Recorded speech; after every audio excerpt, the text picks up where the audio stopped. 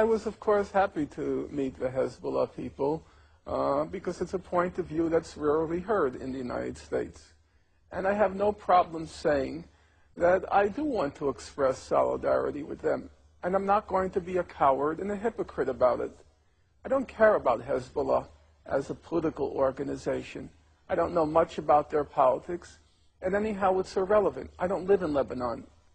It's a choice that the Lebanese have to make, who they want to be their leaders, who they want to represent them. But there is a fundamental principle. People have the right to defend their country from foreign occupiers. And people have the right to defend their country from invaders who are destroying their country.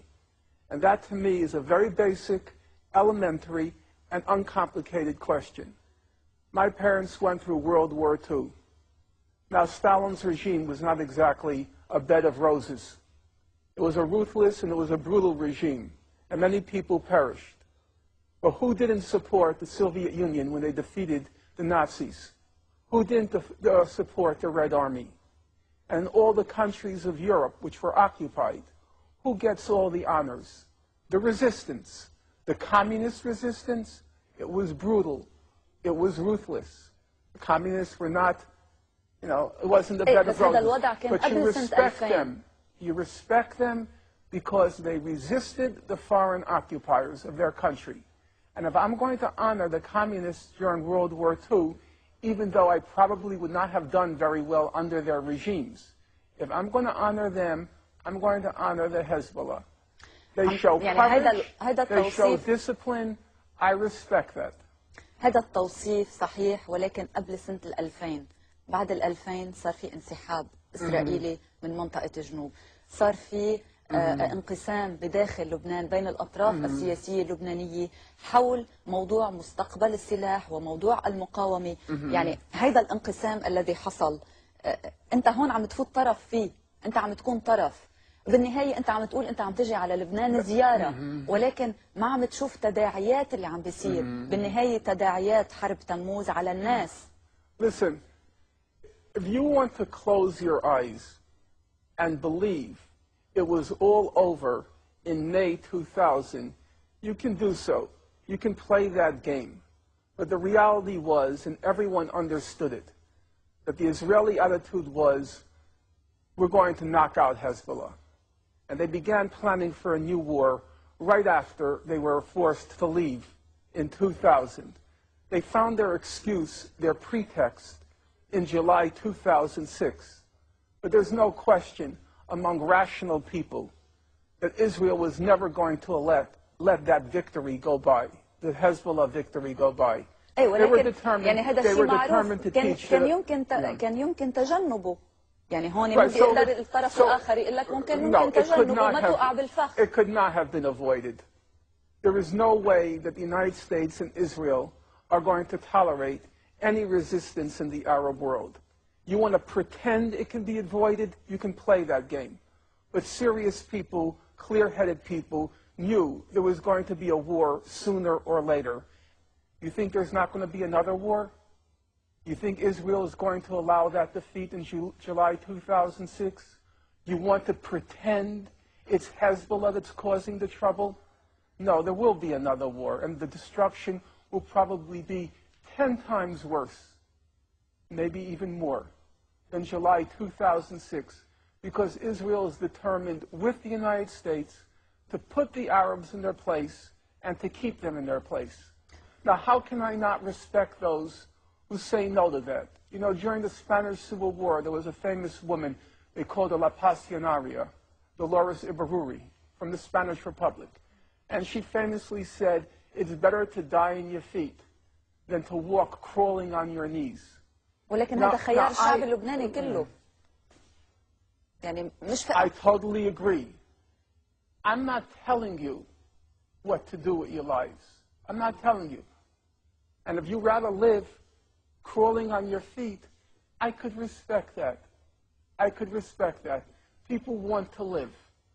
How can I deny you that right? But then how can I not respect those who say they'd rather die on their feet? How can I not respect that?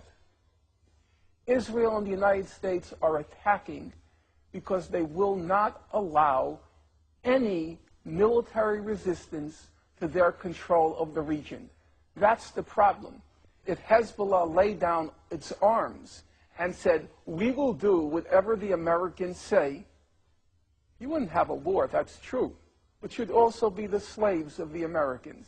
I have to respect those who refuse to be slaves. ما في غير طريقة واحدة اللي هي المقاومة العسكرية؟ I don't believe there's another way. I wish there were another way. Who wants war? Who wants destruction? Even Hitler didn't want war. He would much prefer to have accomplished his aims peacefully, if he could. So I'm not saying I want it, but I honestly don't see another way unless you choose to be their slaves. And many people here have chosen that. I can't really say I can understand it. You want to live. I can't really say I respect it.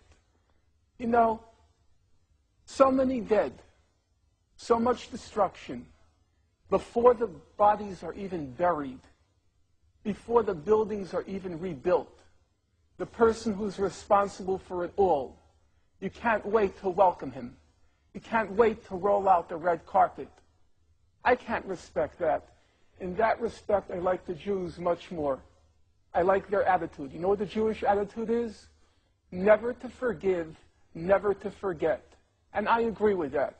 Why roll out the red carpet less than 2 years after your whole country was destroyed by them? The Secretary of State said it was the birth pangs of a new Middle East. That's the statement of a freak. A human freak would compare the birth of a child with the destruction of a country. And yet there are people here who are so anxious to welcome her. They're trying to figure out, what are the Americans thinking? They can't wait for their banquets. How can anyone respect that? I respect the Jews 1,000 times more. Never to forgive, never to forget. All the death and all the destruction. And you can't wait to welcome him. Norman. It's disgusting. Who the hell cares if Bush is coming? ولكن أنت عم بتقول إنه في حرب أخرى قادمة. You should have declared him persona non grata. He's not welcome here. He destroyed your country. He was responsible for the war. You know full well that resolution could have been passed 3 weeks earlier. He destroys your country, and you can't wait to greet him. You have no self-respect. How can you expect other people to respect Arabs if you show no respect for yourself? If the Lebanese people overwhelmingly vote to let the Americans and Israelis have their way, I guess you have to accept that. I could see that. And I couldn't possibly say that they don't have the right to make that choice. Listen, in Nazi-occupied Europe, you have to remember, most of the populations made the choice to live under the Nazis. All of this talk about a French resistance is just a joke. It never happened. The French resistance, about 20% of the French population read the resistance newspaper. There were maybe 10% of the French who resisted. The rest said, don't resist, because the Nazis were ruthless. You resist, 400 are killed for each soldier that's killed. That's how the Nazis operated. So that most of the French said, like you, we want to live. Don't resist. But now I have to ask you, in retrospect, who do we honor? Do we honor those who say, let us live? Or do we honor those who said, let's resist? Leaders come last. There will be a leader who comes into power in Israel who's willing to make the concessions after the conditions have been created. Namely, Israel has to suffer a defeat.